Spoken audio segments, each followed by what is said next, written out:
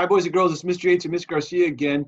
Today we're going to be going over the answers to the Wednesday spiral math for Wednesday, April 8th.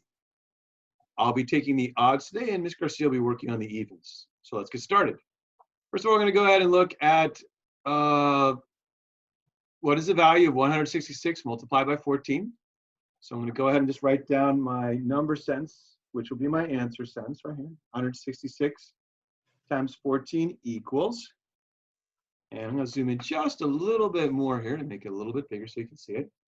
And then this one's just basically going to be me making some calculations. I'm going to be writing neatly on the paper 166 times 14.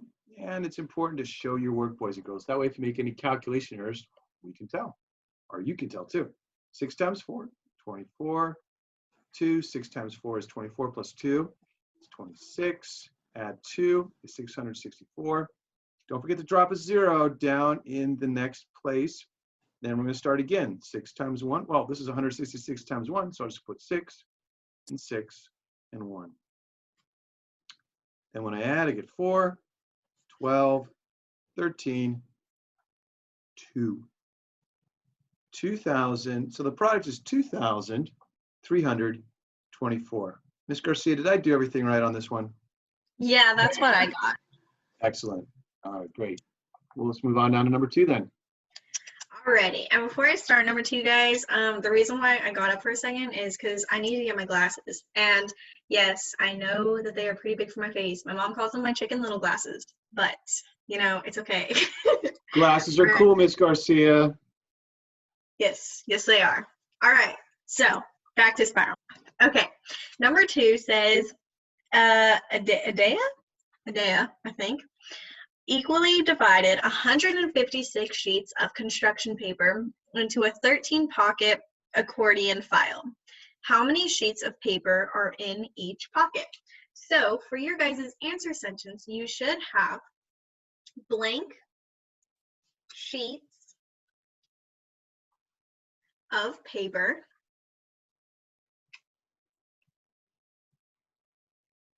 are in each pocket. So if you guys read this, so you're going to want to divide how many sheets of paper you have into how many pockets there are. So you're going to want to divide your 156 sheets by your 13-pocket accordion. So just like Mr. Yates is doing, make sure you guys do turn your paper sideways because we don't need those cars crashing on the highway. So you're going to divide 156 by your 13, and let's go ahead and divide this out. So 13 can't go into 1. 13 goes into 15 one time, and 1 times 13 gives you 13. And then when you subtract, you get 2. And then you drop down your 6 from your 156, and 13 goes into 26 twice. And then 2 times 13 gives you 26. When you subtract, you end up with 0.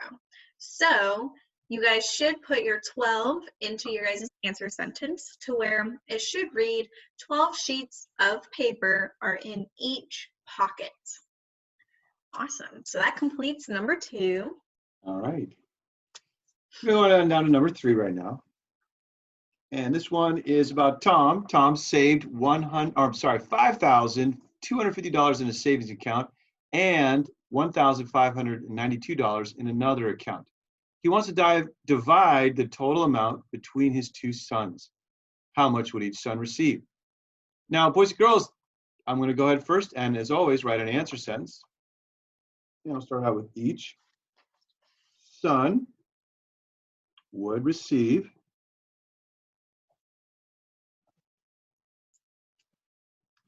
blank dollars. So I have the dollar sign there and ready to go. What I'm going to do is go back and look at this. I see the divide sign or divide word right there, but there's something else I have to do before I divide. So even though I see the word divide, stop, hold on. I'm going to go ahead first and go back here and look. He has 2 accounts. So I need to add those together because it's talking about the total amount of his accounts. So we're going to go ahead and add those up first. So I don't have to go sideways when I'm adding. Just force a habit here. But what I'm going to do is add up my 5,250 in Tom's first savings account and the 1,592 in the second account. When I add those up, I get 7, 14, 8, and 6. So I have $6,847, a nice amount of money. He's going to then divide that between his two sons, and that's when the division comes in. And I'm going to go sideways again, making sure that I don't go too close to my other work, because that just avoids any sort of calculation or copy errors that might happen because I'm squishing. So as I look, I'm going to take that 6,847, place it inside my dividing box, and my divisor is going to be 2. So I'm going to go ahead and start doing some dividing. 2 times 3 is 6. That equals 0. 2 times 4 equals 8. Again, that equals 0. Uh-oh, I'm getting down to the bottom here. So I'm going to try to write a little bit smaller. 2 times 2 is 4. That leaves out 0. Oh no, I'm running out of space and I'm going to have to be doing some more dividing. But what I'm going to be doing is I'm going to use the magic of pausing the video, and I'm going to rewrite this in a bigger place. So let me just go ahead and do that right now by pausing the video, and then magically when it comes back, it'll be written bigger.